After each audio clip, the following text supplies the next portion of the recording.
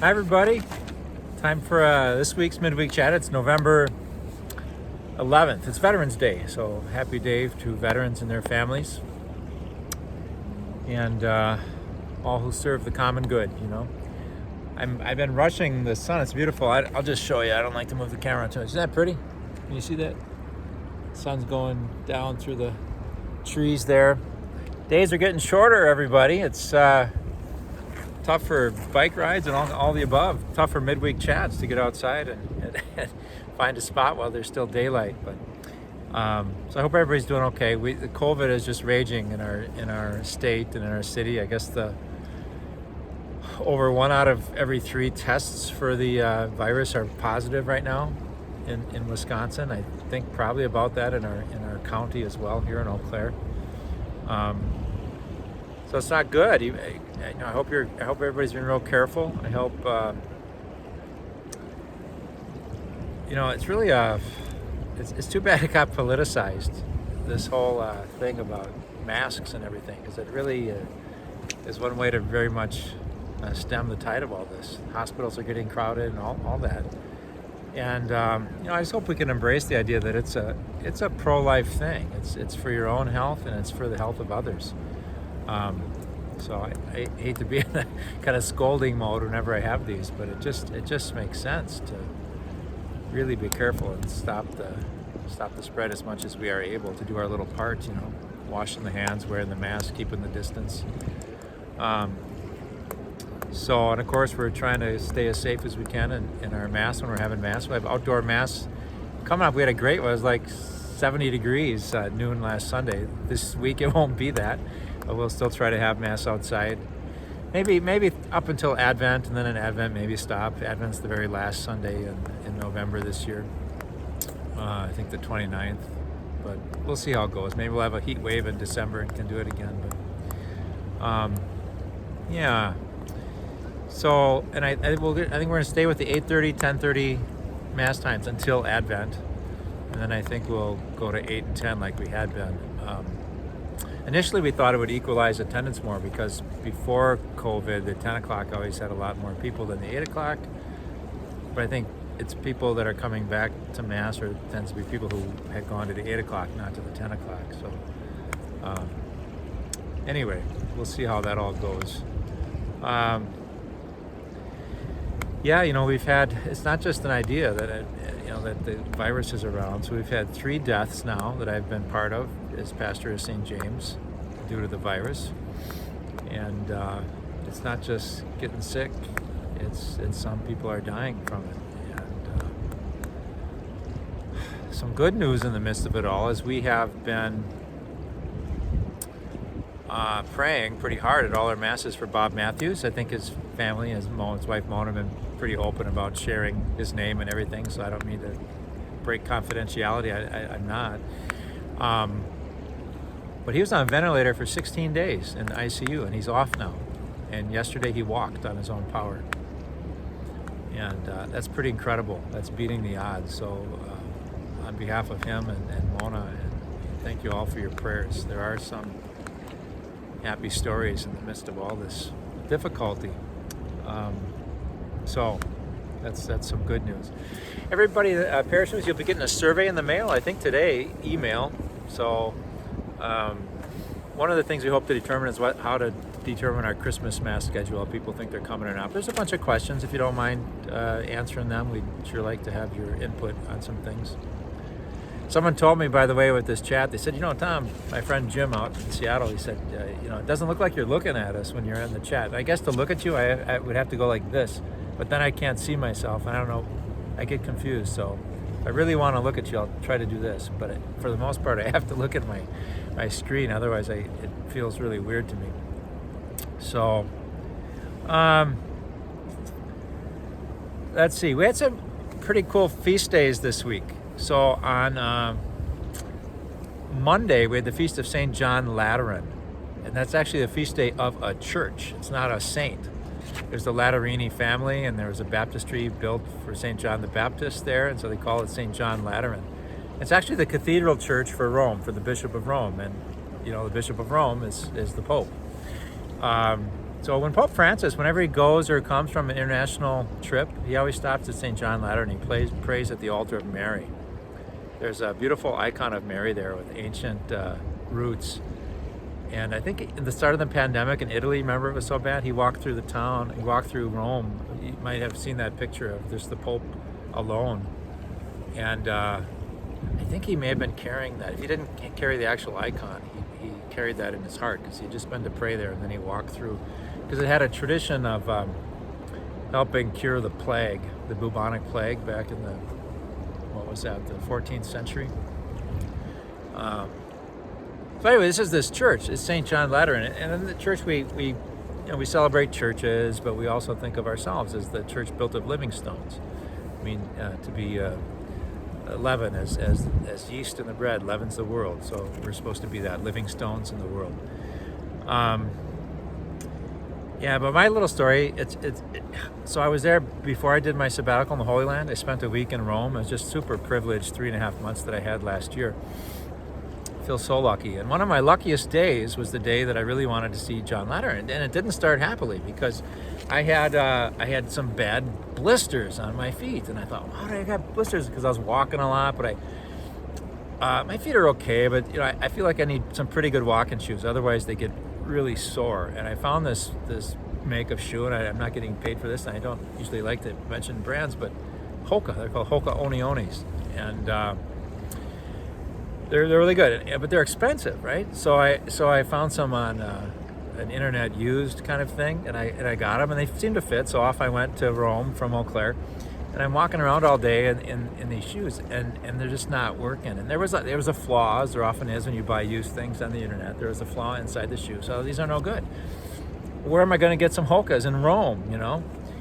And I didn't want to spend all day shopping for shoes. Plus I wanted this kind of shoe. So I Googled Roma Hoka, and and the next day my whole goal was just go to St. John Lateran Church. It's near the Colosseum. I had this whole day planned, so I only had like 2 days left. I just had to, time was tight, but I needed these shoes. So I Google Hoka Roma, and I get the address, and I type in the address in Google Maps. Guess where it is? The one store in Rome that sells Hoka shoes. It's across the street from St. John Lateran Church. I couldn't believe it. I was like, wow, sometimes things work out. Sometimes things don't work out. And we kind of can shake our fist at God, like, why isn't this right? And we know that happens to all of us, and some of us in too great a measure, and more measure than others. Sometimes things do work out. And I always think, here, I'm actually wearing those shoes. Here's the shoes I bought across the street from St. John Lateran Church, and I walked all over the Holy Land with those shoes. And it reminds me of Mary Beckel. She's one of our parishioners. She lives at Dove West. And she had suffered. This is my Christmas homily last year. I just mentioned I visited her on Christmas Eve, and we just prayed a little bit, and we talked about Christmas and God being with us and being born, in Bethlehem. And I paused in silence, and it was a little bit awkward silence. So I was about ready just to kind of say, "Well, I'll see you later, Mary." But after about 5-10 seconds silence, Mary just sat there in her room, having just lost her husband about a year earlier. A few Christmas lights twinkling in her window after the sun had set, and she just said, "Aren't we lucky? Aren't we lucky?" I just think, man, we have faith, we have God, we have our lives, our heartbeats. There's a lot to be grateful for. I'll never forget that. And I guess sometimes when I feel like things aren't going right in my day, and I open my closet and I see these, I think, yeah, pretty lucky guy. Not just because of the shoes, but because of God and love and life and people in my life. But the shoes can be a symbol of that, Anyway, that's kind of a long story about John Lateran. That's got nothing to do with John Lateran. Leo the Great was on, what's today? Wednesday? Leo the Great was till John Lateran Monday. Leo the Great was Tuesday. Leo the Great was a great 5th century guy. He basically was the big authority in Rome, a pope. We had a was it Cruselles? Ben and Rachel named their child Leo James, which I thought was great because there's Leo the Great and then James the Greater, so that the kid's got a lot to live up to. And but Leo the Great hammered out that like the nature of Jesus. Is Jesus divine? Is Jesus human? A century earlier, the church kind of hammered out that he was divine. But then people started to ask, is he really human? Can he really be like one of us if he's like from heaven? How can that be? And it's a mystery of faith. But Leo the Great oversaw this whole deliberation and the final declaration that, yeah, indeed, Jesus is fully human, fully divine, both 100%, 100%. It's kind of if you want to get your mind, this is quoting that council that met in the year 451, that Jesus is complete in godhood and complete in manhood, truly God, truly human, like us in all respects, apart from sin, recognized in two natures, without confusion, without change, without division, without separation. And that can seem pretty abstract, but if something's 100% one thing and 100% another thing, it means they're not mutually exclusive. So we're 100% human, and we're not God.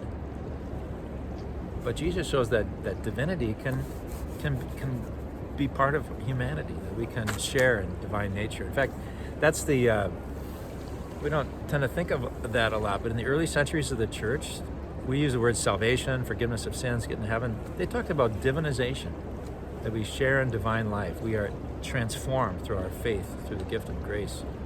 I really like that. It's a lot to live up to, so it's a challenging thing. But it's beautiful. It's beautiful. That's part of what Leo gave us. And then today, besides being Veterans Day in our secular world, is St. Martin of Tours, and he was a soldier, so that's very fitting. He lived in the 4th century, so a century before Leo the Great. And he was a soldier in his late teens, and then there got to be kind of a real lousy emperor. He was called Julian the Apostate. Apostate means one who denies the faith.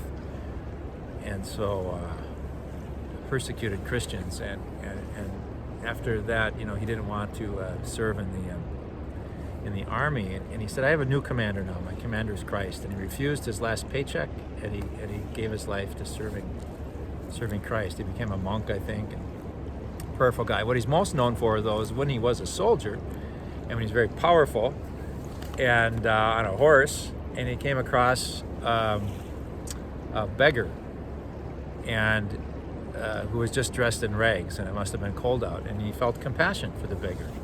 And he saw this big red velvet cloak that he was wearing, and he took his sword and he cut it in two, and he gave it to the beggar to keep warm.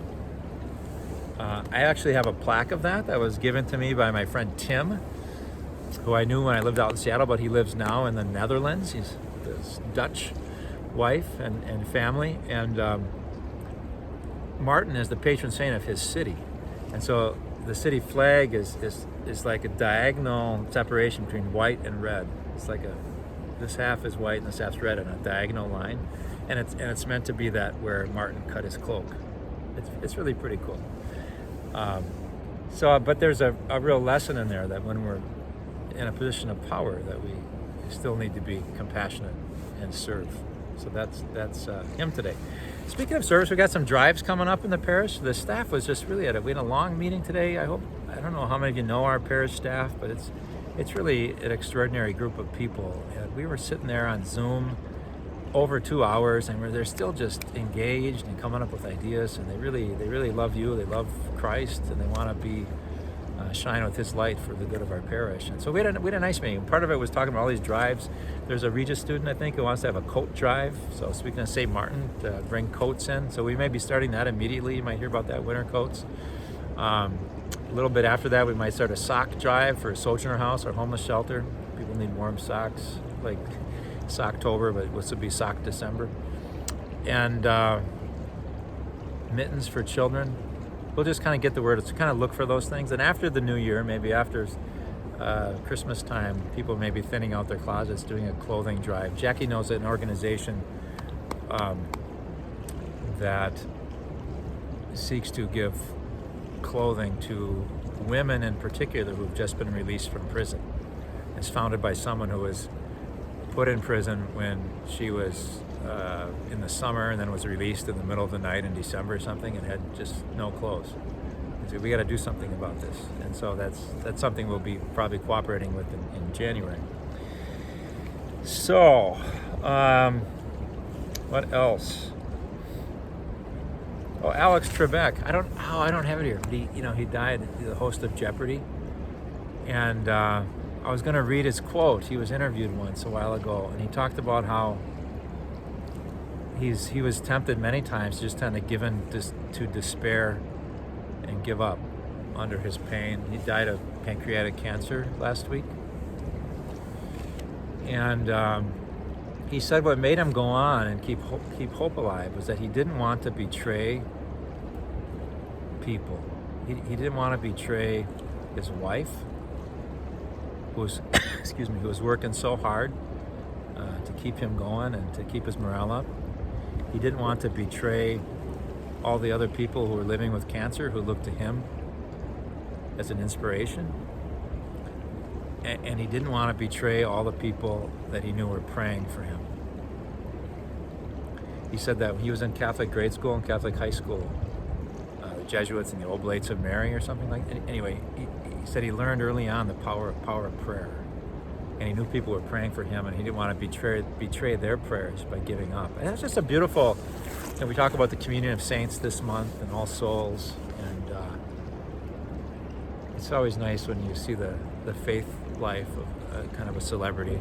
I think you all kind of know that Alex Trebek's a good guy just by talking to him, but to know he's a man of that depth of faith too is great. Speaking of All Souls Day, we made some errors. We had our Mass last week, and we read the names of those who died in the parish in the last year, and we forgot two of our parishioners who died in the last year. And that would be Tom Badur and Luther Lambrecht. And I thank the family who brought that to our attention. And we just really feel bad about that. We'll rectify that. We'll light some candles in their memory at the weekend Mass coming up. And I had written them down, but on another sheet we also had 4 people who called in names to add that didn't get communicated, and we'll read those also at our weekend Mass. And I'm sorry I don't have those names right here. So I want to say a little bit. I read a really interesting article in the wake of the election. I don't know if you know, we had a presidential election. The thing that won't stop. It's like anyway. I read an interesting article by an evangelical Christian, and he said it wasn't so much about this election, but just as far as our identity in the face of political passions, and part of being a follower of Jesus, you have certain values, right? And you see that values get put into force through political processes. So it's natural and it's good for Christians to be involved, to vote and all those things.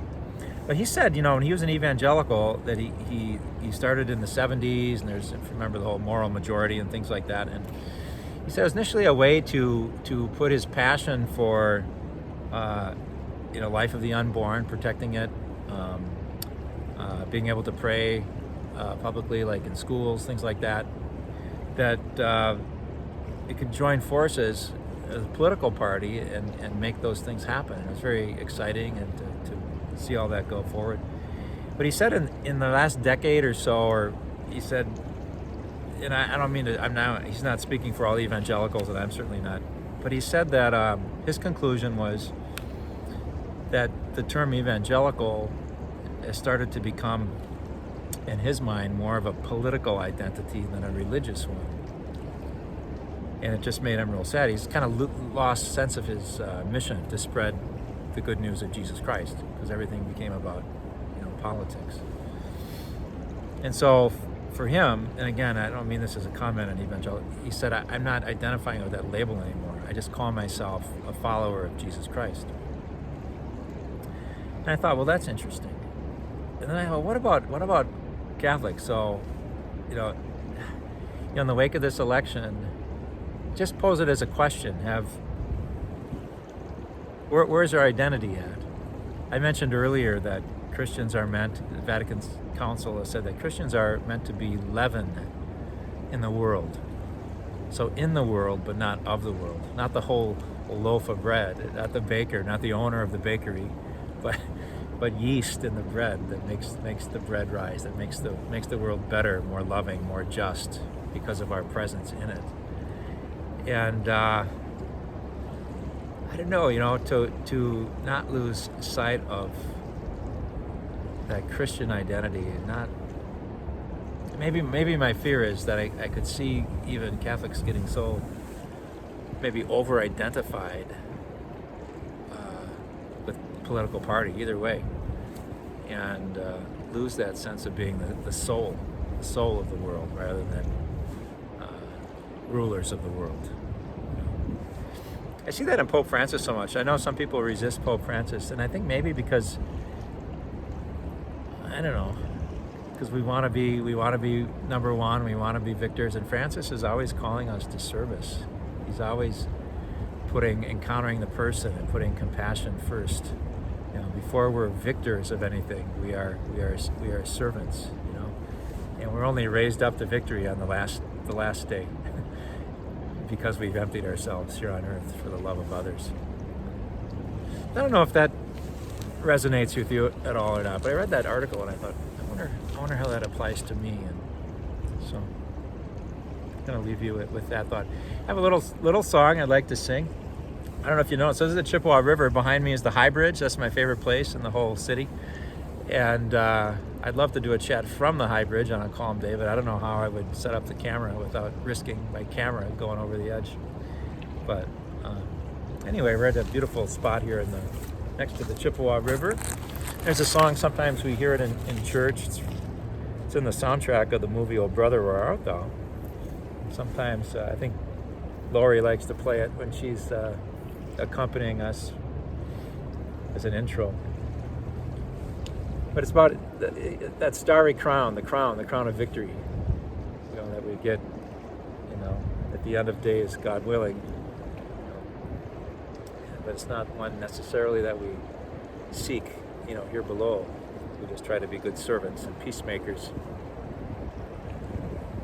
I went down to the river to pray, studying about them good old ways, and who should wear the starry crown? Good Lord, show me the way. Oh, sisters, let's go down, come on down. Oh, sisters, let's go down to the river to pray. I went down to the river to pray, studying about them good old ways, and who should wear the starry crown? Good Lord, show me the way. Oh, brothers, let's go down, and come on down. Oh, brothers, let's go down to the river to pray. I went down to the river to pray, studying about those good old ways, and who should wear the starry crown? Good Lord, show me the way. Oh, children, let's go down, and come on down. Oh, children, let's go down to the river to pray.